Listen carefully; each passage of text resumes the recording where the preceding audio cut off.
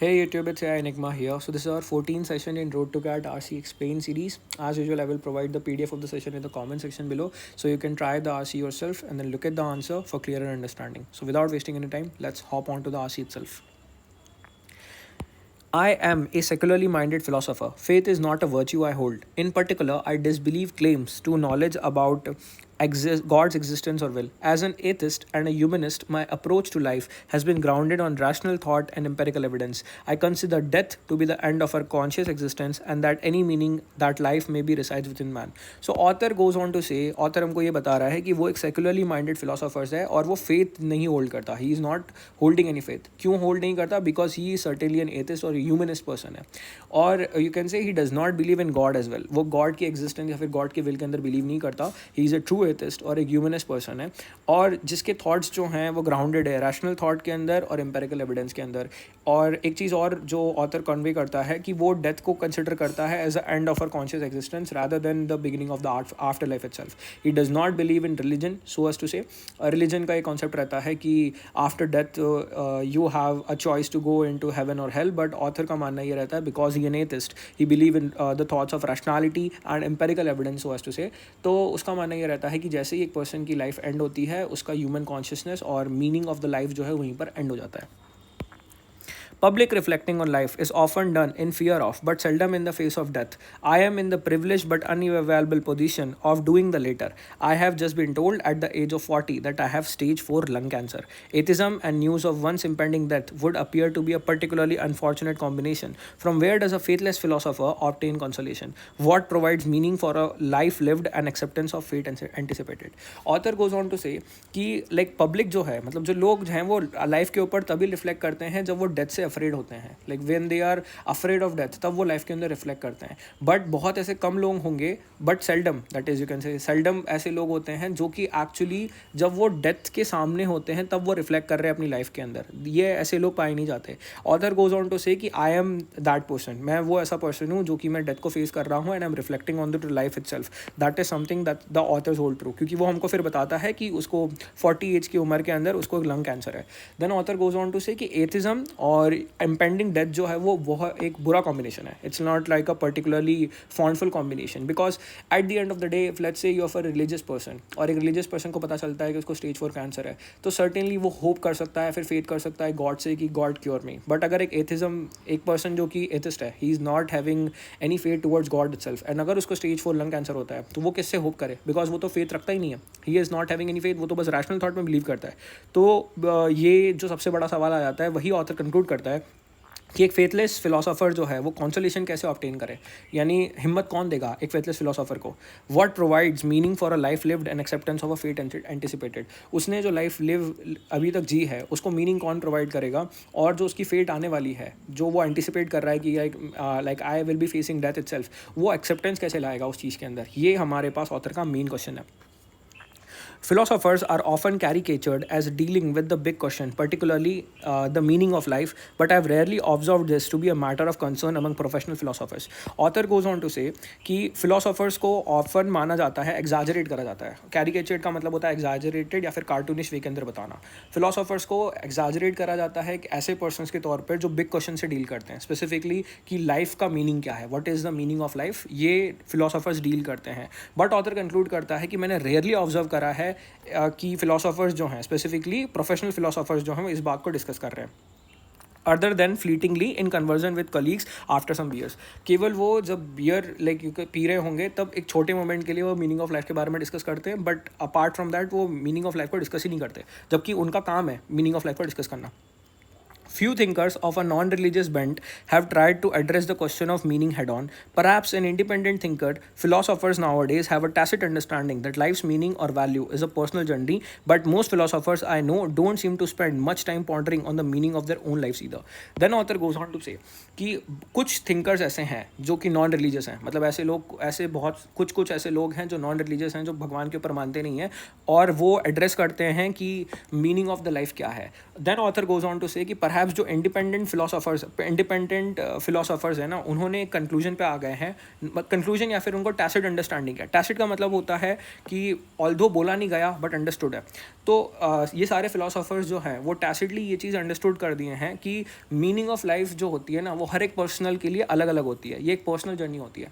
But let's say कि एक philosopher को एक ग्रुप ऑफ फिलोसोफर्स है, उनको कोई अंडरस्टैंडिंग है कि मीनिंग ऑफ लाइफ को लाइक सबके लिए अलग अलग होगा लाइफ का मीनिंग, बट क्या इसका मतलब ये है कि वो फिलोसोफर्स मीनिंग ऑफ लाइफ को परस्यू नहीं करेंगे? लेट्स से अगर मान लो मीनिंग ऑफ लाइफ पर्सनल है, तो वो फिलोसोफर को खुद को तो कम से कम क्या कह सकते हैं, खुद की मीनिंग ऑफ लाइफ को परस्यू करना चाहिए ना। बट ऑथर ये कहता है कि वो फिलोसोफर्स भी खुद की मीनिंग ऑफ लाइफ को भी परस्यू नहीं करते। But most philosophers I know don't seem to spend much time pondering on the meaning of their own life either. That is the author's conclusion. या and if philosophers among us are not doing it, who is? और अगर philosophers जिनका काम ही है meaning of the life ऐसे बड़े question पूछना, अगर वो ही इस चीज़ को नहीं कर रहे हैं तो कौन करेगा? It's the elephant in the room of secular thought. Then author goes on to say ये एलिफेंट इन द रूम है, मतलब ये एक बड़ी सी प्रॉब्लम है जिसको सब लोग इग्नोर कर रहे हैं। इग्नोर क्यों कर रहे हैं? क्योंकि रिलीजियस पर्सन के लिए तो चलो मीनिंग ऑफ द लाइफ समझ में आता है। रिलीजियस पर्सन के लिए हमारे पास एक स्पेसिफिक मीनिंग है कि आफ्टर डेथ यू कैन से तुम्हारी आफ्टर लाइफ है। तो वो अगर उसको कैंसर है भी तो इट्स लाइक मैंने अच्छे कर्म करे हैं, आई will do thing, this is specifically एक उसके पास एक्सप्लेनेशन है। फिलोसोफर्स के पास क्या है? If a person who is believe is you can say if is atheist, और अगर वो मरने वाला है, his life will end at that moment itself, उनके पास कोई भी उसका एक्सप्लेनेशन नहीं है। तो that's why the author uses the word tacit understanding, because they have nothing which you can say to contribute to explanation, कुछ भी नहीं है यहाँ पर। That's why you know most of the लोगों ने इस चीज़ के लिए एक्सेप्ट कर लिया है। Most of the philosophers are accepted that. That's why they are using, author ही यूज़ कर रहा है ये वाला you can say idiom, that elephant in the room, because एक प्रॉब्लम जो कि सबको पता है बट लोग इग्नोर कर रहे हैं, because philosophers have come on to acceptance with what is happening to them as a you can say group. ये हमारे पास इस पैराग्राफ का मीनिंग हो गया। Bertrand Russell's words that everything is vague to a degree you do not realize till you have tried to make it precise convey the analytic tradition admirable ambition for clarity. Now author जो है वो Bertrand Russell's का you can say words का इस्तेमाल कर रहा है। जैसे कि Bertrand Russell जो है, जो उसने words बोले कि everything is vague to a degree you do not realize till you have tried to make it precise. यहाँ पर जो Bertrand Russell का जो लाइक इस्तेमाल हुआ इनके वर्ड्स का, ये यूज़ हुआ है कन्वे करने के लिए analytic tradition which is admirable ambition for clarity. What is this analytical tradition? This is analytical philosophy. Analytical philosophy जो होती है, this is much more based on you can से ट्रेडिशन जो होता है एनालिटिकल फिलोसॉफी का, उस बात के ऊपर जो है वो बर्ट्रैंड रसल का इन्फॉर्मेशन बेस्ड है। जो एनालिटिकल फिलोसॉफी होती है, दिस इज़ यू कैन से ये यूटिलाइज करती है लॉजिक को, प्रिसीजन को और क्लैरिटी ऑफ लैंग्वेज को इस्तेमाल करती है। दैट्स व्हाई ऑथर यूजेस कि आपके जो भी आइडियाज़ है अबाउट लाइफ और एनीथिंग, ये इतने वेग होंगे जब तक आप एक्चुअली में क्लैरिटी को सर्च नहीं करोगे। यहाँ पर ऑथर जो है वो इस टिक को इस्तेमाल करता है। But frankly it is not much helpful to the individual struggling with mortality in search for meaning. Then author goes on to say कि ये एनालिटिकल ट्रेडिशन में तो ठीक है कि एक पर्सन अगर ठीक है, उसका मतलब क्या कह सकते हैं, उसको कुछ प्रॉब्लम नहीं है, वो तो चलो एक बार एनालिटिकल क्या कह सकते हैं एनालिटिकल फिलोसॉफी को इस्तेमाल कर भी सकता है। बट एक ऐसा पर्सन जिसको स्टेज 4 कैंसर है, जैसे कि ऑथर हिमसेल्फ जो एक मॉर्टल है, जो भी मरने वाला है, उसके लाइक जो कि स्ट्रगल कर रहा है मोर्टैलिटी से, जो और वो सर्च ऑफ मीनिंग के लिए अगर मान लो खोजने की कोशिश कर रहा है कि उसकी लाइफ का क्या मीनिंग है, तो एनालिटिकल फिलोसॉफी जो है वो इतनी कुछ यूजफुल नहीं है। यह ऑथर का कंक्लूजन है। It is bought too abstract to be comprehensible and to the uninitiated and too diverse of sentiment to be of personal guidance. Then author goes on to say कि पहली बात तो ये बहुत ज़्यादा abstract है, बहुत ही ज़्यादा you can say it is way too abstract. मतलब एनालिटिकल फिलोसॉफी जो होती है वो बहुत ज़्यादा थ्योरेटिकल है और हार्ड टू ग्रास्प है। एब्स्ट्रैक्ट का मतलब एक ऐसी चीज़ होती है जो कि बहुत ज़्यादा थ्योरेटिकल होती है, या फिर एक ऐसी चीज़ जो कि बहुत सारे लोग समझ नहीं पाते, उसके मल्टीपल मीनिंग्स भी हो सकते हैं। तो यहाँ पर ऑथर का एब्स्ट्रैक्ट का यूज़ इस तरह से कि जो एनालिटिकल फिलोसॉफी है, ये चीज़ जो है वो बहुत ज़्यादा एब्स्ट्रैक्ट है और इसको लोग समझ नहीं पाते। And you know like to be comprehensible to the uninitiated, एक ऐसा पर्सन जिसने आज तक मीनिंग ऑफ लाइफ ढूंढा ही नहीं है, उसके लिए तो बहुत ज़्यादा एब्स्ट्रैक्ट हो जाएगी। And to diverse of sentiment to be of personal guidance, और बहुत ज़्यादा इमोशनल नहीं है, like you know like emotionally divergent है। It's not emotion. एक पर्सन जो इमोशंस ढूंढना चाहता है, यार अब एक ऐसा पर्सन जो मरने वाला है, वो मीनिंग ऑफ लाइफ ढूंढना चाहता है, और वो अगर एब्स्ट्रैक्ट फिलोसॉफी और ये अगर वो मान लो ट्रेडिशनल लाइक फिलोसॉफी को, एनालिटिकल फिलोसॉफी को फॉलो कर ले, तो उसके लिए तो तकलीफ है ना। वो तो चाहता है कि कोई मेरे को इमोशनल सपोर्ट दे, मेरी लाइफ खत्म होने वाली है, बट ये तो इमोशनल भी नहीं है because it is divorce of sentiment as you can see. तो ये इतनी यूजफुल नहीं है, ये ऑथर का मानना है। That said, a non religious outlook does not hold the promise of immortality but it does provide some relief. But उसके बाद ऑथर ये चीज़ बोल रहा है कि although like non religious outlook जो है वो कुछ इमोशनल सपोर्ट नहीं देता, बट एक चीज़ जो है वो ज़रूर वो प्रोवाइड करता है, कुछ रिलीफ प्रोवाइड करता है. वो क्या प्रोवाइड करता है? For example, I have no sense of being unfairly afflicted. I do not wonder what I have done to deserve this, and I most certainly do not think that anyone else is more deserving of it. Well, I can think of some, but that's beside the point. The point is that no one has handed me these cards, and therefore I do not need to waste emotional capital pondering the injustice of my lot. I have simply pulled the short straw in the malignant mutation lottery.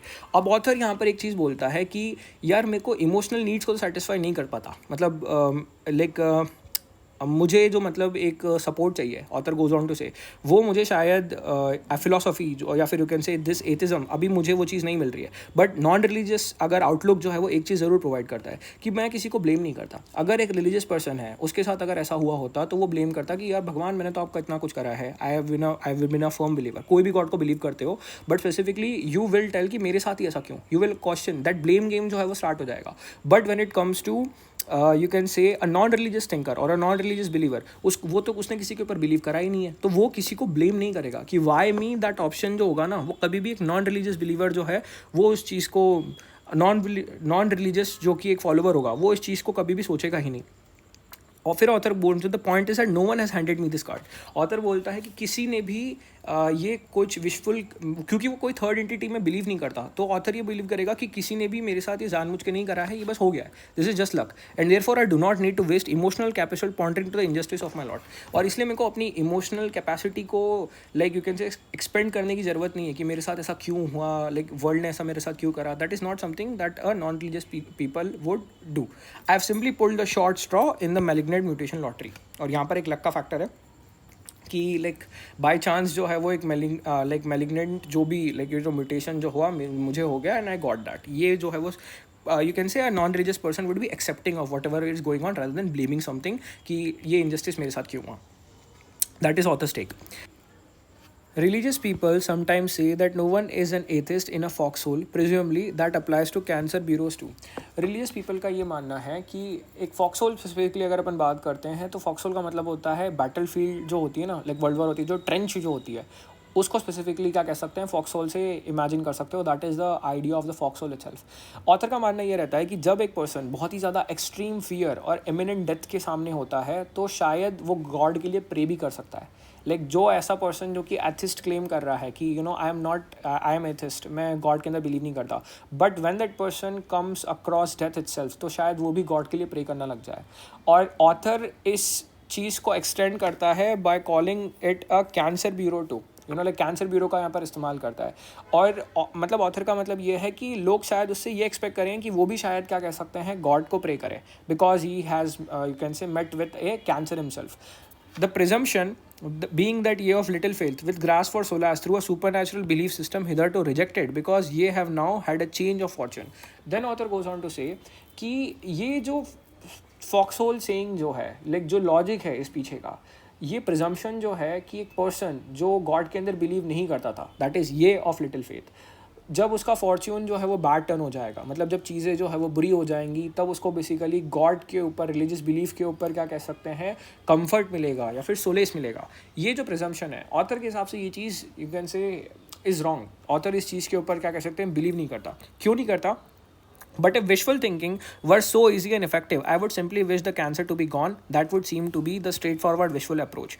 Author का ये मानना है, अगर let's say लोग उसको expect करें कि उसको कैंसर हो जाए तो वो फेथ की तरफ टर्न हो जाए, उसके शायद उसको कुछ डायरेक्शन मिल जाएगी और शायद वो ठीक हो जाएगा. देन ऑथर उसको लॉजिकली इस तरह से काउंटर करता है कि अगर मुझे सोचना ही है तो रादर देन मैं ये चीज़ क्यों सोचूं कि कोई लाइक गॉड एग्जिस्ट करता है, मैं तो बस ये चीज़ सोचूंगा ना कि मेरा कैंसर ठीक हो जाए. So that is the logical thinking that author ये बिलीव कर रहा है. अगर सोचना ही है तो क्यों सोचो गॉड के बारे में, अगर सोचने से ही सब कुछ होता तो ऑथर इस वे के अंदर इस लॉजिक को काउंटर कर रहा है. The humanistic approach issuing the supernatural closes of this afterlife avenue and keeps us grounded in making the best of one life we know we do have. Author then ये बोलता है कि जो author जो है वो ह्यूमनिस्टिक अप्रोच को follow करता है, जिसका लाइक इस ह्यूमनिस्टिक अप्रोच के अंदर क्या होता है, it issues the supernatural closes of this after life venue and keeps us grounded in making the best of the life we do have. Author जो है वो ह्यूमनिस्टिक अप्रोच को फॉलो करता है जिसके अंदर वो सुपर नेचुरल चीज़ें, दैट इज़ आफ्टर लाइफ और यू कैन से दस रिलीजियस एंटिटी की मरने के बाद भी आपकी एक लाइफ होती है, वो इन सारी सुपर नेचुरल टेंडेंसीज़ को क्या कह सकते हैं, अवॉइड करता है, ही अवॉइड्स दो टेंडेंसी, बिकॉज उसका मानना यह है कि लाइफ जितनी आपकी है उसमें आप उसको मैक्सिमम यूटिलाइज करो और उसमें मीनिंग आप फाइंड करने की कोशिश करो, क्वालिटी ऑफ लाइफ को इंक्रीज करो. That is the author's take here. The hitch is that sometimes we don't get as many years as we hoped, let alone in afterlife. Then author goes on to say, but इसमें catch ये है कि let's say एक person जो कि एक non religious person है, वो पर्सन ये बिलीव करता है, वो ह्यूमनिस्टिक अप्रोच में बिलीव करता है, जो अप्रोच कहती है कि स्पेसिफिकली जो सुपर नेचुरल चीज़ों को क्या कह सकते हैं अवॉइड करती है, कि आफ्टर लाइफ जैसी कोई चीज़ नहीं है, यही आपकी लाइफ है और इसके अंदर आप अपनी लाइफ को मैक्सिमम जियो, मैक्सिमाइज करो आपकी लाइफ के अंदर और क्वालिटी ऑफ लाइफ को बढ़ाओ. अब क्या हुआ कि अगर एक पर्सन इस चीज़ को बिलीव कर रहा है and let's say that person got a cancer और 15 साल के अंदर ही उसकी डेथ हो गई, और उसको पता चलने वाला है कि 15 साल के अंदर एट द एज ऑफ 15 ही रियलाइज़ कि उसको कैंसर और कुछ महीने बाद उसकी डेथ हो जाएगी. Now what? ह्यूमनिस्टिक अप्रोच कहती है कि आपकी लाइफ जो है उसके अंदर मैक्सिमम मीनिंग होगा, we are looking for the maximise meaning itself, but आपकी लाइफ ही इटसेल्फ कट शॉर्ट हो गई, आपकी लाइफ ही नहीं है. अब आप 2 महीने 3 महीने आपके रहे हैं, तो उन 3 महीने के अंदर आप कैसे सोच सकते हो कि आप मीनिंग ऑफ लाइफ को फाइंड आउट कर दोगे? So that's the problem that the author is now facing right now. I wish I could say something consoling, but perhaps it's part of the humanistic ontological bullet that one must at this point bite down hard. Then author conclude कर रहा है कि शायद like मैं wish करता हूँ, मैं अंदर से विश कर रहा हूँ कि मैं कुछ ऐसा कुछ क्या कह सकते हैं, कुछ कंसोलिंग बोल दूँ, यानी मैं कुछ ऐसे शब्द बोल दूँ जिससे ये समझ में आ जाए कि नहीं यार, लाइक नॉन रिलीजियस पीपल के लिए भी कुछ कुछ चीज़ें लाइक आफ्टर लाइफ है और समथिंग लाइक दैट है. बट ऑथर बोल रहा है कि at some point of time you have to bite the bullet, या फिर तुमको ये रियलाइज़ करना पड़ता है कि there is no after life for a person who believes in a humanistic approach. एक ऐसा पर्सन जो ह्यूमनिस्टिक अप्रोच में बिलीव करता है कोई भी आफ्टर लाइफ नहीं है. At some point of the time if you believe in humanistic approach, तुम्हारी जितनी भी लाइफ है तुमको वहाँ पर जीना है, तुम्हारे लिए कोई आफ्टर लाइफ नहीं है. जब तुम मरोगे तब तुम्हारी कॉन्शियसनेस वहीं पर एंड हो जाएगी. And even though like life, if you can से like you might draw the short end of the spectrum, कि ऐसा भी हो सकता है कि आप बहुत कम एज में मर जाओ, but that is how it is, there is no after life. And that is why authors goes on to say कि one must at is point bite down hard, कि like at the end of the day तुमको like इस चीज़ को accept करना पड़ेगा. तो author is coming with the consensus कि एक टाइम के ऊपर ऐसा हो सकता है कि तुम्हारी लाइफ कम है और तुम्हारी लाइफ एंड हो गई, but there is nothing which you can do because there is no after life when it comes to the humanistic approach. तो ये हमारे पास पूरा पैसेज है that you have to remember. Now, this is a very beautiful passage. I really love this passage because there's so much deeper layer onto it. जितना लगता है उससे कहीं deeper है. So let's look at the question. We should be able to handle the questions now. Which of the following is closest meaning to the comment by Bertrand Russell mentioned in the given passage? Bertrand Russell का comment जो है वो यहाँ पर आया है that everything is vague to a degree you do not realize till you have tried to make it precise. इसका मतलब ये है कि हर एक चीज़ जो है वो वेग है जब तक तुम एक्चुअली उस चीज़ को क्लैरिटी से ना देखने की कोशिश करो. स्पेसिफिकली ये मेटाफर है, उसका रियल मीनिंग तो हमने समझ लिया. रियल मीनिंग जो है वो एनालिटिकल यू कैन से फिलोसफी की तरफ था कि जो भी आइडियाज़ आप सोच रहे हो वो बहुत ज़्यादा वेग है अनटिल एंड अनलेस आप उसको क्लैरिटी से क्या कह सकते हैं देखो ना. That is something that is been said by Bertrand Russell. Little meaning तो हमने समझ लिया. Let's look at the options. Most things are very vague yet you don't realise exactly how vague they are. It's not like कि हम ठीक है मान लिया कि बहुत चीज़ें जो है वो बेसिकली वेग है बट हमको रियलाइज़ नहीं होता वो कितनी वेग है. Point is not this. Point हमारा उस कमेंट से ये है कि बहुत सारी चीज़ें जो है वो हमारे पास वेग है. Everything is vague to a degree you do not realise till you have tried to make it precise. जब तक तुम उसको क्लैरिटी से देखने की कोशिश नहीं करोगे चीज़ें तुम्हें वेग ही लगेंगी. That is the main content here. A lot of things remain vague to an extent you can't exactly gauge कर ही नहीं रहे हम. We are not measuring vagueness. Only when you observe the extent of vagueness do you realize what clarity is. जब तुम basically observe करते हो extent of vagueness को तो तुम रियलाइज करोगे कि क्लैरिटी क्या है. Only when you observe the extent of vagueness, this also doesn't make any sense. Only when you try to see clarity do you realise how vague things really are. जब तुम clarity को देखने की कोशिश करोगे, when you will try to see clarity, तब तुम्हें realise होगा कि चीज़ें कितनी वेग है. इस वाले थर्ड ऑप्शन के अंदर कॉज एंड इफेक्ट को पूरा तरह से उल्टा कर दिया था. जब आप क्लैरिटी देखोगे तब वेगनेस आपको पता चलेगी, ना कि वेगनेस को देखकर क्लैरिटी मिलेगी. This is not something which is you can से करेक्ट ऑप्शन. तो यहाँ पर कॉज एंड इफेक्ट को उल्टा करने का टेंडेंसी जो कैट की है was you can say portrait. तो hence D is the correct option answer to this question. Question number 2. What is the tone of the author in the last sentence of the passage? Last sentence of the passage के अंदर author की क्या tone है? We have comfortably discussed this. I wish I could say something consoling, but perhaps it's part of the humanistic ontological bullet that one must at this point bite down hard. Author जो है वो ये conclude कर रहा है कि humanistic approach के अंदर एक after life के जैसा कुछ भी नहीं होता. Like there is no after life. शायद ये बहुत कड़वा सच है, लाइक एक्सेप्ट करने में शायद मुश्किल भी हो कि लाइक एक ऐसा पर्सन जिसकी लाइफ इतनी ज़्यादा नहीं हुई, लाइक यू नो एक बहुत ज़्यादा कम एज के अंदर ही अगर वो एक पर्सन मर रहा है, but there is no hidden meaning behind it, कोई आफ्टर लाइफ का सिनोनिम नहीं है, it's just how things in. Author जो है वो एक एक्सेप्टेंस के फॉर्मेट में यहाँ पर आ रहा है। ऑथर इज एक्सेप्टिंग कि ह्यूमनिस्टिक अप्रोच के अंदर ऐसा कुछ भी नहीं होता, तो एक्सेप्टेंस हमको यहाँ पर शो हो रहा है। सो लाइक से रिकनसाइलिंग का मतलब होता है, दो तरह के मीनिंग होता है। एक होता है समझौता दो लोगों के बीच में, और रिकनसाइलिंग मतलब to come to terms, like you know like acceptance वाला फैक्टर जो है वो रिकनसाइलिंग के अंदर आ रहा है। Reluctant and angry, author is not angry. Reticent and wishful, reticent का मतलब होता है कि ऐसा पर्सन जो बहुत चुप ही रखता है, एक ऐसा पर्सन जो कम बोलता है, उसको अपन रेटिसेंट कहते हैं। तो this is also not, you can से is feeling aligned with the last line. And prejudice मतलब ऑथर की क्या कोई बायस है, ऑथर की कोई बायस नहीं है यहाँ पे। So definitely reconciling is the correct option, correct answer to this question. What can you infer about the author's opinion on being non-religious from the above passage? तो ऑथर का क्या ओपिनियन था नॉन रिलीजियस के बारे में? You know like if you are non religious, author का क्या opinion था? ऑथर का बस एक ही ओपिनियन था कि नॉन रिलीजियस पर्सन जो है वो आफ्टर लाइफ के बारे में सोच सकते हैं, बट यू कैन से जो ह्यूमनिस्टिक व्यू वाले जो लोग हैं, जो या फिर यू कैन से एक ऐसा पर्सन जो ह्यूमनिस्ट अप्रोच रखता है, वो आफ्टर लाइफ का कोई सिनोनिम नहीं है। बट ये चीज़ एक चीज़ प्रोवाइड करती है, after Bertrand Russell we have view कि एटलीस्ट अनफेयरली अफ्लेक्टेड होने की मुझे कोई ज़रूरत नहीं है। मैं किसी को ब्लेम नहीं करता, I am not blaming somebody कि मैं इमोशनल, मेरे साथ ऐसा क्यों हो गया, that is not something that I will do. ये ही एक बेसिकली रिलीफ है when it comes to non religious person. He believes it helps a person deal with being dealt with the shorter end of the stick without feeling angry. यार without feeling angry in order to deal with the shorter end of the stick कहीं ना कहीं सही तो है, but इससे better option हमको आगे मिलेगा। That is something that I am saying, like we will keep this in hold, I will tell you why this option is wrong. He thinks it keeps a person from attributing his or her losses and misfortune to the power that be, and thereby from feeling unjustly treated. Exactly. Angry without angry होने के लिए you are dealing with the short end of the stick, ये तो ठीक है, but unjust treatment जो होता है, वो अनजस्ट ट्रीटमेंट जो है वो परफेक्ट काउंटर है इस ए ऑप्शन का। यहाँ पर देखा जाए तो यहाँ पर अनजस्ट ट्रीटमेंट का पॉइंट ही मेंशन नहीं है, that's why first option is wrong. Second option is actually correct, read it again. He thinks it keeps a person from attributing his or her losses and misfortune to the powers that be, and therefore from feeling unjustly treated. अगर एक person non religious है तो वो किसी चीज़ को blame नहीं करेगा, he would not से कि मेरे साथ ऐसा क्यों हो गया, अपने लॉसेज एंड मिसफॉर्चून को किसी हिडन पावर को ब्लेम नहीं करेगा, और ये नहीं बोलेगा कि मैं अनजस्टली ट्रीट करा गया है। That is the only relief that it has. He thinks that it helps a person make peace with being with the unfortunate one when there are others around him or who are deserving to be so. Author बोलता है कि ऐसा person नहीं करेगा ना, यहाँ पर definitely mentioned है, if you can look at here, just a second, here it is. I have no sense of being unfairly afflicted. I do not wonder what I have done to deserve this, and I more certainly do not think that anyone else is more deserving of it. Well, I can think of some, but that's beside the point. That is the main idea here.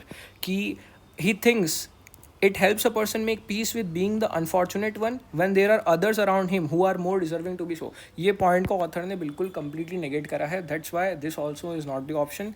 He feels it makes a person mentally stronger, ऐसा कोई main बात थी ही नहीं कि वो mentally stronger है, ये उसको मेंटली स्ट्रॉन्गर बनाता है, ये भी मुद्दा था ही नहीं। तो that's why first, third and fourth option are not the answer, second option is the correct answer to this question. Question number 4. The author's description of the meaning of life as the elephant in the room of secular thought most strongly suggests that. Author जो है वो meaning of life को as a elephant in the room क्यों बोलता है? क्योंकि philosophers के पास कोई आंसर ही नहीं है उस चीज़ों का। philosophers जो है, क्योंकि उनके पास कोई आंसर नहीं है कि मरने के बाद जो है लाइक क्या, क्योंकि philosophers बोलते हैं कि हम, क्योंकि वो फेथ नहीं रखते किसी भी चीज़ के ऊपर, थर्ड वर्ल्ड आइडेंटिटी के अंदर वो फेथ नहीं रखते, they believe in life itself. So once life ends they have no clue as to can say कि आफ्टर लाइफ है या नहीं है। उनके हिसाब से आफ्टर लाइफ नहीं है, आपकी लाइफ वहीं पर एंड हो जाती है, और इसके लिए कोई एक्सप्लेनेशन नहीं है किसी भी फिलोसोफर्स के पास में। वो अंडरस्टूड करते हैं, they have come to terms कि हाँ ऐसा चीज़ है, they have a tacit understanding of it. So let's look at the options. Professional philosophy has deliberately evolve to consider grand existential questions unanswerable and therefore unprofessional to pursue. ऐसा कुछ नहीं है कि प्रोफेशनल फिलोसॉफी जो है वो deliberately ऐसी तरह से इवॉल्व हुई है कि वो कंसिडर करे ग्रैंड एग्जिस्टेंशियल क्वेश्चन को, consider like you know answer the grand existential questions को अनआंसरेबल करे, मतलब उनको आंसर ही ना दे। This is not something which is specifically you can say dealt with, तो ये ऑप्शन नहीं हो सकता। Modern philosophers have collectively, if tacitly, concluded that the question is a private journey best left to the individual. यह problem ये है ना कि collectively यहाँ पर वर्ड गलत है। If you look at the option itself, here it is. Read it clearly. Perhaps, as independent thinkers, philosophers nowadays have a tacit understanding that life's meaning or value is a personal journey. But most philosophers I know don't seem to spend much time pondering the meaning of their own lives either. यहाँ पर ना एक word का इस्तेमाल हुआ है perhaps. Perhaps मतलब maybe. Maybe. As independent thinker, philosophers nowadays have a tacit understanding. तो सारों को नहीं है, मे बी कुछ फिलोसोफर्स को है, या ऑथर को इंक्लूडेड है, कुछ फिलोसोफर्स को है. तो यहाँ पर जो ये कलेक्टिवली वर्ड यूज़ करा है ना, इसके कारण ये क्वेश्चन गलत हो गया. कलेक्टिवली मतलब सारे फिलोसोफर्स को हो गया. That is an like a very exaggerated response. Collectively नहीं है, कुछ फिलोसोफर्स को है. That's why this also wrong. The public's inaccurate caricature of philosophy is the primary source of tension, creating an expectation that the discipline is not designed to meet. Let's look at this option. थोड़ा समझने की कोशिश करते हैं. The publics inaccurate caricature of philosophy. Public का inaccurate caricature है किसका? Philosophy का. Is the primary source of tension. क्या पब्लिक जिस तरह से फिलोसॉफी के बारे में सोच रही है, क्या वो प्राइमरी सोर्स ऑफ टेंशन है क्या? यहाँ पर तो कोई प्राइमरी सोर्स ऑफ टेंशन के बारे में बात नहीं हुई है कि whether this is a primary source of tension or not. Creating an expectation that the discipline is not design to meet, या फिर पब्लिक ऐसा सोच रही है कि इन्हीं लोगों को आंसर देना है. ऐसा भी नहीं है. So C is not also not the option. So elimination itself D is the answer. Let's check it for further clarity. Secularism, in lacking traditional frameworks for meaning, has a unique and unfulfilled reliance on its thinker to address the topic, making their silence particularly significant. That is exactly true. क्योंकि जो भी हमारे पास philosophers हैं वो चुप हैं, क्योंकि उनके पास कोई आंसर नहीं है. उनकी चुप्पी, लाइक क्योंकि फिलोसोफर्स जो है, किसी भी फिलोसोफर को पूछो कि आफ्टर लाइफ के बाद क्या होता है, what is the after life, क्योंकि वो एथिज्म में बिलीव करते हैं, because they believe in traditional philosophy itself, they don't have any answer. उसी के कारण उनकी जो चुप्पी है, और you can say there is the silence of them is actually significant itself. और ये चीज़ जो है वो परफेक्टली टारगेट होती है डी ऑप्शन से, and hence it is the answer to the question itself.